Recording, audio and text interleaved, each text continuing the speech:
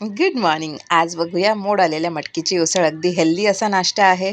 वजन कमी राहते, अजून एनर्जी शरीराला छान भेटते, साखरेची पातळी नियंत्रित राहते. कृती बघूया.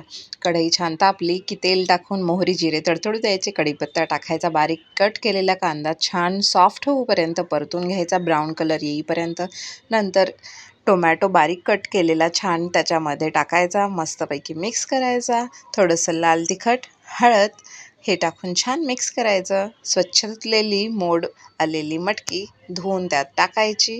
चवीपुरतं मीठ घालून परत एकदा मिक्स करून घ्यायचं. मिक्स झालं की 5 मिनिटे वाफवून घ्यायचं. वाफवल्यानंतर फ्रेश अशी हिरवीगार कोथिंबीर घालून हे मिश्रण परत मिक्स करायचं आहे. 1 मिनिटासाठी परत वाफवून घ्यायचं आहे. आपली मस्त अशी मटकीची उसळ तयार होते. फरसाण कांदा यासोबत यम्मी लागते. नक्की ट्राय करा.